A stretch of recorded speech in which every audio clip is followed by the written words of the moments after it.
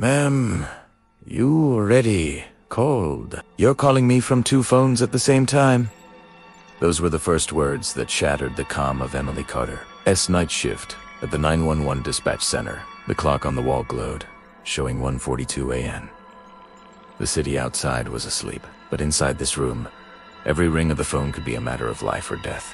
When the first call came through, it was just like 1,000 others she'd taken. A woman's voice, a terrified whisper that barely registered. Someone is inside my house. Emily's training kicked in instantly. Her fingers flew across the keyboard as she started the protocol. Okay, ma'am. I need you to stay as calm as you can. Can you tell me your address? The voice on the other end was choked with fear, but she managed to get the details out. A house on Elm Street, a quiet suburban road where nothing ever happened. The woman described the sounds she was hearing, a floorboard creaking in the hallway, the faint sound of heavy breathing just outside her bedroom door. Emily's own heart started to beat a little faster. These were the calls that stuck with you, the ones where you felt the terror bleeding through the phone line. She was just about to dispatch a unit when the line started to glitch. Static crackled, and the woman's whispers were cut off.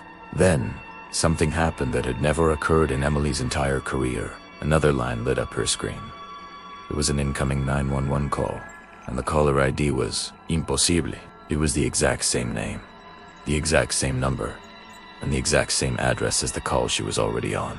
For a second, Emily thought it was a system malfunction, a ghost in the machine. But she had to answer it. She put the first call on a brief hold and picked up the second line. 911, what is your emergency? A whisper answered her. Someone is inside my house. It was the same voice, the same trembling, the same short, sharp breaths of someone trying not to be heard. But this caller's story was slightly different. I'm hiding, she whispered. I'm in the upstairs linen closet. Please, please don't tell him where I am. A cold dread, colder than anything she'd ever felt before, washed over Emily. Her mind was racing, trying to make sense of the nonsensical. How could one person be calling from two different phones, from the same house, at the same time? Was this a prank? A very elaborate, cruel prank. But the fear in the woman's voice was too real, too raw. You couldn't fake that kind of terror. Emily froze, her hand hovering over the console. She made a split-second decision. She merged the two calls, putting both on a split-line monitor so she could hear both feeds simultaneously in her headset, one in each ear. Her heart was pounding against her ribs now, a frantic drumbeat in the silent dispatch center. The two identical voices began to speak over each other, their whispers weaving a tapestry of pure horror. The first voice, from her left ear, said, I'm under the bed. I can see his shoes. He's just standing in the doorway. The second voice, from her right ear, whispered at the same time. He's walking down the hall. His footsteps are getting closer to the closet. Both women begged for help. Both insisted they were the real victim, that the other must be the intruder trying to trick her. It was a dizzying, terrifying paradox. Emily tried to interject, to ask clarifying questions, but it was like they couldn't hear her. They were trapped in their own separate yet identical nightmares. And then she noticed something that made the hair on her arms stand up. The background noise. In the background of both calls, there were footsteps, pacing, back and forth, back and forth. But it wasn't two different sets of footsteps. They moved in perfect, chilling synchronization. The rhythm was identical. The pressure, the weight of each step, the slight drag of the left foot. Emily felt a wave of nausea. The logical part of her brain was screaming that this couldn't be happening, while the primal part of her was screaming that she was listening to something truly evil unfold. She tried to focus on the sounds, desperate to find a discrepancy, any clue that would unravel this madness. But there was none. The footsteps were a perfect, maddening echo. Suddenly, just as Emily was about to shout into the line, to try and break through the strange hold that was over these callers, both voices stopped talking. The silence was abrupt, absolute. It was more terrifying than the whispers had been. The only sound was the synchronized pacing, which also came to a sudden halt. A full 5 seconds of dead air passed. Emily held her breath, her knuckles white as she gripped her desk. Then, They spoke again, but this time, it wasn't two separate voices whispering from different places. It was one voice, in perfect, haunting unison, coming from both lines at once. The stereo effect was disorienting, chilling her to the bone. The two voices, now one, whispered a single, final phrase. He found us.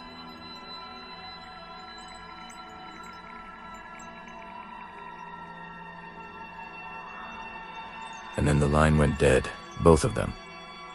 Simultaneously, Emily stared at her console, at the two terminated call logs.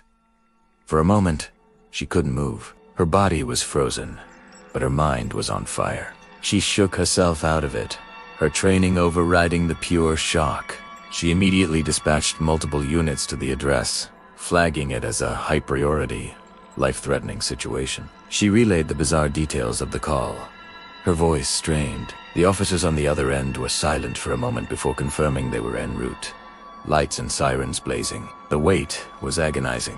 Emily paced the floor of the dispatch center, unable to think of anything but the two phones, the two voices, the single set of footsteps. She replayed the whispers in her head. He found us. When the officers' voices finally came back over the radio, the report was not what she expected. It was worse. They had breached the door and swept the entire house. It was empty. Completely, utterly empty. There were no signs of a struggle, no broken windows, no kicked-in doors, no footprints in the dust on the old hardwood floors, no fingerprints on the doorknobs or light switches. It was as if no one had been in the house for years, but they did find something. On the floor of the master bedroom, lying side by side about 10 feet apart, were two cell phones. One was under the bed. The other was just outside the linen closet in the hall. Both were still warm to the touch. Both screens were dark. When the officers ran the numbers, they confirmed they were registered to the same person. A woman who had lived at that address. A woman who, according to public records, had died 5 years earlier. Emily felt like she was going to be sick. The story didn't end there. Later that night, unable to sleep, she went back to the dispatch center. She had to hear it again. She had to know. She pulled the audio file from the call, isolating the recording. She put on her headset and listened, her hands trembling. The voice analysis software was running as she listened, and the results confirmed what she already knew in her gut. The vocal patterns, the pitch, the cadence of both callers. It was a 100% match. One woman, two calls, but that wasn't the detail that broke her. That was on the final piece of this impossible puzzle that forced her to walk into her supervisor's office the next morning and quit the job she had loved for over a decade. It was what came at the very end of the recording, after the lines had gone silent, after the unified whisper of, "He found us." After the calls had disconnected, on the recording, captured in the digital silence, a third voice emerged. It was deep, distant, and sounded utterly inhuman. It whispered into both dead phone lines, directly into the recording, at the exact same time. And what it said was meant only for her. "Next time, I'm calling you."